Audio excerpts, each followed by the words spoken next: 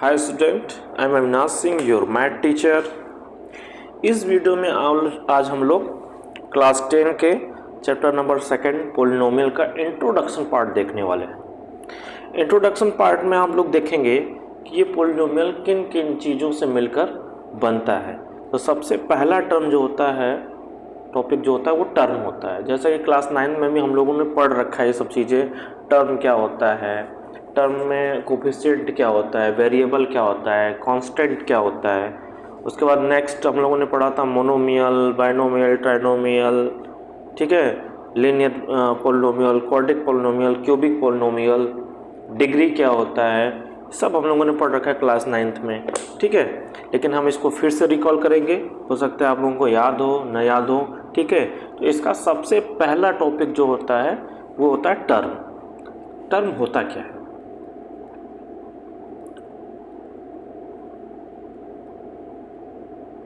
Term क्या होता है? तो टर्म का मतलब है, आप एज एग्जाम्पल देखें तो जैसे मैंने यहाँ लिख दिया 2x 3y मान लो 5z एक्सेट्रा कुछ आगे लिख दिया। तो ये जो साथ में है 2x 3y 5z, ये क्या है? टर्म है, ठीक है। और आपको आगे और मैं बता दूं, जैसे ये लिखा हुआ है x, only x, only y, only z, तो ये सब भी आपस में क्या है? टर्म है। अगर मैं कहता हूँ यहाँ पे 1 2 3 आगे कुछ भी और लिखा है, तो ये 1 2 3 भी क्या है? वो टर्म है, ठीक है। कैसे हुआ ये आपको मैं बता दूं। अगर ये आप कंफ्यूज हैं, आपको डाउट है कि एक्चुअल में ये है कैसे टर्म, तो मैं आपको बता दूं। जैसे मैंने बता दूं कि ये x कैसे टर्म है। देखो, अगर मैंने लिखा x, तो x के आगे कुछ नहीं है, कोफिशिएंट कुछ भी नहीं है, तो यहाँ पे मैं अगर 1 लिख दूं तो 1x है, तो भी x की वैल्यू वही रहेगी। तो यहाँ पे देखो, यहाँ पे 2x था, यहाँ पे क्या हो गया? 1x, तो ये टर्म हो गया। तो इसलिए ये x क्या है? टर्म है। ऐसे ही y भी टर्म है, ऐसे ही z भी टर्म है। अब यहाँ पे बात आती है 1 2 3 कैसे टर्म है। तो 1 2 3 के लिए हम लोग लिखते हैं, जैसे मैंने लिखा है 1, ठीक है, ये क्या है? कांस्टेंट है, ठीक है। अगर मैं यहाँ पे एक वेरिएबल लगा दूँ x और इसका पावर रख दूँ 0, ठीक है, तो आप सभी जानते हैं कि 1 है और x के पावर की वैल्यू जो होती है, x के पावर 0 या तो y के पावर 0, एनी वन, किसी के भी पावर के अगर 0 आ जाएगा तो उसकी वैल्यू क्या हो जाती है? 1। तो इसकी वैल्यू कितनी हो जाएगी? 1। देखिए, तो यहाँ पे ये भी कॉपी देखे हो गया टर्म। तो इसी तरीके से 1 2 और 3 भी क्या है? हमारा टर्म है, ठीक है। तो अब हुआ ये टर्म। अब टर्म्स के पार्ट क्या क्या हैं? टर्म्स में कौन कौन से पार्ट होते हैं? टर्म्स में 2 पार्ट्स होते हैं। देखो, जैसे मैं इसी का एग्जांपल लूँ 2x का, यहाँ पे मैंने लिख दिया 2x, ठीक है। तो इसमें 2 पार्ट हैं, एक है वेरिएबल, एक है कांस्टेंट। तो ये जो 2 है, ये 2 है, इसको बोलेंगे कांस्टेंट, ओके। और ये जो x है इसको बोलेंगे वेरिएबल, ओके। तो ये 2 और x में x क्या है? वेरिएबल, और 2 क्या है? कांस्टेंट। कांस्टेंट का मतलब है कि इसकी जो वैल्यू है वो चेंज नहीं हो सकती, वो कभी चेंज नहीं होगी। लेकिन वेरिएबल है तो इसकी वैल्यू फर्दर चेंज होती रहेगी। जैसे कभी आप देखते हैं कोई क्वेश्चन सॉल्व करते हो तो x की वैल्यू 1 आ जाती है, कभी x की वैल्यू 2 आ जाती है, कभी x की वैल्यू 3 आ जाती है। तो इसका जो वैल्यू है वो चेंज होता रहता है। लेकिन जो 2 है, 2 कभी चेंज होगा? 2 हमेशा 2 ही रहेगा, 1 हमेशा 1 रहेगा, 3 हमेशा 3 रहेगा, 4 हमेशा 4 रहेगा, ठीक है। तो इस तरीके से कांस्टेंट की वैल्यू चेंज नहीं होती है, वेरिएबल की वैल्यू हमेशा चेंज होती रहती है, ठीक है। अब यहीं पे एक चीज़ और हम लोगों को पढ़ना है कि इस 2 को एक और नाम से जानते हैं, ठीक है। इस 2 को हम लोग क्या बोलते हैं? x का कोफिशिएंट। क्या बोलते हैं? हिंदी में उसको बोलते हैं गुणांक, कि x से 2 का गुणा हुआ है, ठीक है, मल्टीप्लिकेशन हुआ है, तो इसको गुणांक बोलते हैं। तो इसको इंग्लिश में क्या बोलते हैं? कोफिशिएंट बोलते हैं। क्या बोलते हैं? कोफिशिएंट बोलते हैं, ठीक है। कोफिशिएंट हो गया। तो अब यहाँ देखो 2 क्या हो गया? कोफिशिएंट हो गया। 2 क्या है? कांस्टेंट भी है, और x क्या है? वेरिएबल, ठीक है। तो ये हो गया टर्म्स के पार्ट, कि टर्म्स ऐसे ये सब चीज़ें होती हैं इसमें टर्म में, ठीक है। अब यहीं पे अगर बात की जाए कि पोलिनोमियल क्या होता है, तो पोलिनोमियल पढ़ रहे हैं हम लोग चैप्टर, तो इन्हीं टर्म को जब हम लोग एक चेन बना के लिख देते हैं, सिंबल के साथ, प्लस और माइनस के साथ, साइन के साथ लिख देते हैं, तो वो क्या हो जाता है, पोलिनोमियल हो जाते हैं। जैसे मैं यहाँ लिख दूँ 5x एक टर्म हो गया, -3y दूसरा टर्म हो गया, और मैंने लिख दिया +2 तीसरा टर्म हो गया। अब ये क्या बन गया, पूरी तरीके से पोलिनोमियल बन गया।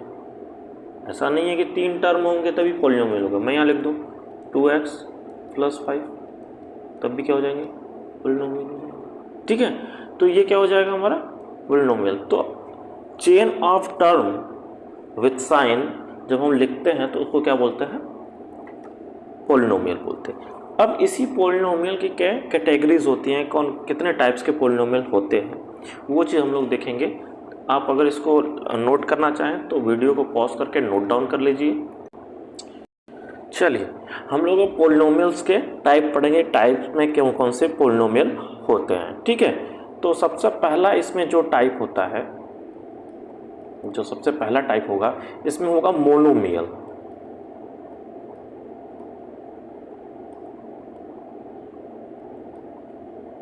मोनोमियल होता है पहला टॉप जो इसमें होगा कैटेगरी, वो क्या होगा, मोनोमियल। मोनो का मतलब होता है, यहाँ पे देखा जाए मोनो, मोनोमियल किससे मिलके बना है, मोनो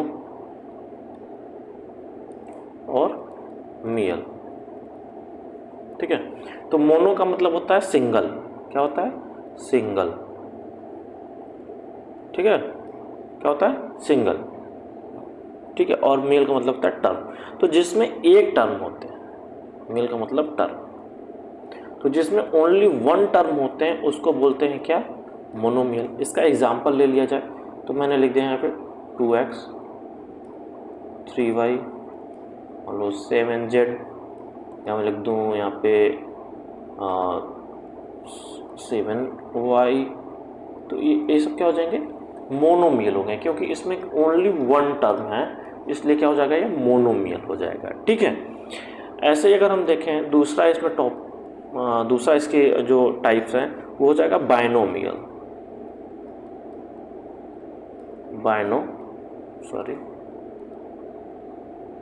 हो जाएगा बाइनोमियल हो जाएगा, ठीक है। अब ये बाइनोमियल क्या होता है देखा जाए तो, बाइनोमियल को देखा जाए तो इसमें मोनोमियल में सिंगल टर्म है, बाइनोमियल में पेयर ऑफ टर्म हो जाएगा, 2 टर्म्स हो जाएंगे। तो मैं यहाँ लिख दूँ 2x + 5, तो हो जाएंगे बाइनोमियल में हो जाएंगे, ठीक है, बाइनोमियल में हो गया। देखिए अगर यहीं पे मैं तीसरे की बात करूं तो तीसरा होता है ट्राइनोमियल, ठीक है। तो ट्राइनोमियल क्या होता है आपको पता है, ट्राइनोमियल में 3 टर्म्स हो जाएंगे। जैसे मैं लिख दूँ 2x² + 3x + 7। अभी मैं इसका आपको बताऊंगा कि ऐसा मैं क्यों लिख रहा हूँ। इसमें देखो पहले 3 टर्म हो गए, ठीक है, तो 1 2 3। तो यहाँ ट्रायो का मतलब होता है 3, यहाँ बायो का मतलब होता है 2 पेयर, और यहाँ मोनो का मतलब होता है सिंगल 1, ठीक है। तो ये चीज़ें रही आपका बाइनोमियल और मोनोमियल, ट्राइनोमियल रहा, ठीक है, ऐसे होता है। अब यहाँ पे आपको देखना है कि ये सब सारी चीज़ें होने के बाद कोफिशिएंट मैंने बता दिया, सब कुछ बता दिया। अब आपको देखना है कि डिग्री क्या होता है, डिग्री क्या होता है, यहाँ पे डिग्री, यहीं पे डिग्री भी देख लेते हैं, डिग्री क्या होता है, डिग्री क्या होता है, degree highest power of the variable in polynomial, highest power of the variable in polynomial. कोई पोलिनोमियल है, मैं यहाँ अगर लिख दूँ जैसे 5x² + 3x + 4, ठीक, और एक अनदर में लिख दूँ 8x² - 4x⁶ + 4x⁴ प्लस 3। अब मैं इन दोनों में पूछूं कि डिग्री क्या होगी, तो मैंने क्या बताया कि highest power of the variable, highest power of the variable in a polynomial, ये दोनों क्या है, पोलिनोमियल है। तो इस पोलिनोमियल में देखें हम कि हाईएस्ट पावर क्या है, इस पे x पावर 1 है, ये वेरिएबल है x, यहाँ पे x वेरिएबल है और यहाँ पे पावर 2 है। तो जो हाईएस्ट पावर रहेगा किसी पोलिनोमियल में वही क्या हो जाएगी, डिग्री। तो इसकी डिग्री हो जाएगी कितनी, 2। और इसकी बात की जाए तो 8x² minus 4x power 6 plus 4x³ plus 3। तो यहाँ पे x वेरिएबल है तीनों जगह, यहाँ पे 2 है, यहाँ पे 6 है और यहाँ पे 3 है। तो हम सभी जानते हैं कि 6 सबसे ज़्यादा बड़ा है, तो इसका डिग्री कितना हो जाएगा, ये 6 हो जाएगा। ठीक है, तो यही कहने का मतलब है किसी पॉलिनोमियल में वेरिएबल का सबसे ज़्यादा जो पावर होता है वही क्या होता है, डिग्री होता है। ठीक है, अभी हम लोग इसमें अब नेक्स्ट चीज़ क्या पढ़ने वाले हैं, नेक्स्ट टॉपिक क्या पढ़ने वाले हैं कि जो आपको मेन रूप से आपको इस चैप्टर में पढ़ना है वो पढ़ना है कि लीनियर पॉलिनोमियल, क्वाड्रेटिक पॉलिनोमियल और क्यूबिक पॉलिनोमियल क्या होता है। ठीक है, तो हम आप लोग इसको पॉज करके नोट डाउन कर सकते हैं। नेक्स्ट टॉपिक हम लोग देखते हैं फ्रेंड। अब यहाँ पे हम लोगों को पढ़ना है linear polynomial, quadratic polynomial and cubic polynomial. इसलिए मैंने आपको डिग्री बता रखा है कि आपको ये तीनों चीज़ें समझ में आए। इसमें पहला हम लोग देखेंगे लीनियर,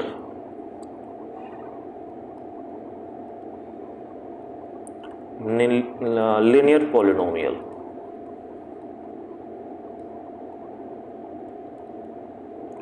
लीनियर पॉलिनोमियल क्या होता है, इसमें किसी पॉलिनोमियल का डिग्री 1 रहेगा। क्या रहेगा, डिग्री 1 रहेगा। जैसे मैं यहाँ लिख दूँ 2x प्लस 6, तो इसका पावर क्या है, डिग्री क्या है इसकी, x पावर क्या है, 1 है।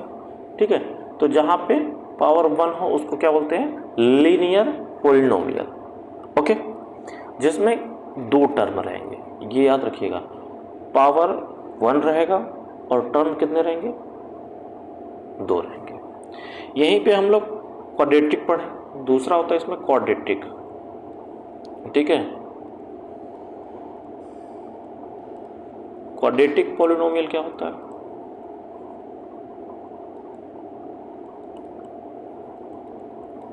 क्वाड्रेटिक पॉलिनोमियल क्या होता है जिसमें पावर 2 और टर्म कितने हो जाएंगे, बढ़ जाएंगे, 1 बढ़ जाएगा, टर्म 3 हो जाएंगे। जैसे मैं लिख दूँ 4x² प्लस 7x प्लस 3। ठीक है, अब यहाँ देखो पावर क्या हो गया, पावर यहाँ पे 2 हो गया और टर्म कितने हो जाएगा, 1 2 3। तो क्या हो जाएगा, क्वाड्रेटिक पॉलिनोमियल हो जाएगा। पावर 2 रहेगा तो क्वाड्रेटिक पॉलिनोमियल हो जाएगा, टर्म कितने हो जाएंगे, 3 हो जाएंगे। ठीक है, यहीं पे अगर मैं देखूँ क्यूबिक की बात करूँ, क्यूबिक पॉलिनोमियल की बात करूँ, क्यूबिक पॉलिनोमियल की बात करूँ मैं तो यहाँ पे हो जाएगा 3x³ माइनस 12x²। आप अपने से कुछ भी ले सकते हैं, 12x माइनस 4। ठीक है, अब यहाँ देखिए क्यूबिक क्यों हुआ तो टर्म 1 2 3 4। ठीक है, तो इसका पावर कितना हो गया, देखो 3, जो हाईएस्ट पावर रहेगा। तो हाईएस्ट पावर इसमें 1, हाईएस्ट पावर इसमें 2, हाईएस्ट पावर इसमें 3 अगर है तो वो क्या हो जाएगा, क्यूबिक हो जाएगा। ठीक है, एक क्यूबिक का और एग्जांपल, जैसे इसको मैंने इसलिए लिखा, आप बुक में, टेक्स्ट बुक में पढ़ेंगे तो लीनियर को, क्वाड्रेटिक को और क्यूबिक को किस तरीके से लिखेगा ये मैं आपको बताता हूँ। जैसे लीनियर की बात की जाए तो लीनियर को लिखा जाता है ax प्लस b। ठीक है, जहाँ पे ये क्या होता है, टर्म, ये टर्म है। ठीक है, इसमें वेरिएबल और कांस्टेंट दोनों हैं और यहाँ पे क्या होता है, केवल कांस्टेंट रहता है, b की जगह केवल कांस्टेंट। यहाँ पे देखिए 6 है ना, तो यहाँ पे केवल कांस्टेंट रहेगा, ये पहला हो जाए। अगर वहीं पे क्वाड्रेटिक की बात की जाए तो हम लोग क्या लिखेंगे, ax² plus bx plus c। अब देखो ये 1 2 3 टर्म रह जाएगा, इसमें वेरिएबल कांस्टेंट दोनों रहेंगे, इसमें वेरिएबल कांस्टेंट दोनों रहेंगे, लास्ट वाले में जो सी है वो क्या हो जाएगा, कांस्टेंट रहेगा। यहाँ पे देखिए 3 है, ये क्या है, कांस्टेंट है। अगर वहीं क्यूबिक की बात की जाए तो क्यूबिक के लिए क्या लिखते हैं, हाँ, क्यूबिक के लिए इसी टर्म पे हमेशा लिखते हैं a x power cube plus b x square plus c x plus d. देखो इसमें 4 टर्म हो गए, ये 4 टर्म हो गए, इसमें वेरिएबल कांस्टेंट, इसमें भी वही, इसमें भी वही, लेकिन लास्ट टर्म जो है वो क्या हो जाएगा, कांस्टेंट रहेगा। यहाँ पे देखिए कांस्टेंट में लिखा है 4, ठीक है, कांस्टेंट 4 हो जाएगा, ठीक है। तो इसी तरीके से आपको बुक में अगर ये लिखा हुआ मिले तो आप लोग प्रॉब्लम में मत आइएगा और कंफ्यूज मत होइए कि ये क्या लिख दिया हुआ है। इसी लीनियर को, क्वाड्रेटिक को, क्यूबिक को इस ABCD वेरिएबल के फॉर्म में लिख के दिखाया हुआ है, ठीक है। तो इस तरीके से आप लोगों को मैंने इंट्रोडक्शन पार्ट पूरी तरीके से पढ़ा दिया है। अब इसमें एक चीज़ जो और बची है वो जीरोज ऑफ पॉलिनोमियल है, जो कि क्लास 9th में भी था। जीरोज ऑफ पॉलिनोमियल है, उसको अच्छे से पढ़ेंगे। फिर हम लोग एक्सरसाइज पे चलेंगे। एक्सरसाइज फर्स्ट में एक ही क्वेश्चन है, ठीक है। तो ये सब चीज़ें आप लोग अपने से देखिएगा, रिपीट करिएगा, अंडरस्टैंड करिएगा। कंफ्यूज होंगे तो फिर से आप इस वीडियो को देखिएगा, आपको अंडरस्टैंड हो जाएगा, ठीक है। कोई भी प्रॉब्लम होगा तो कमेंट सेक्शन में हमको कमेंट करिएगा, ठीक है। बाकी मिलते हैं हम लोग नेक्स्ट टॉपिक के साथ नेक्स्ट वीडियो में। तब तक के लिए अपना ध्यान रखिएगा। Bye bye.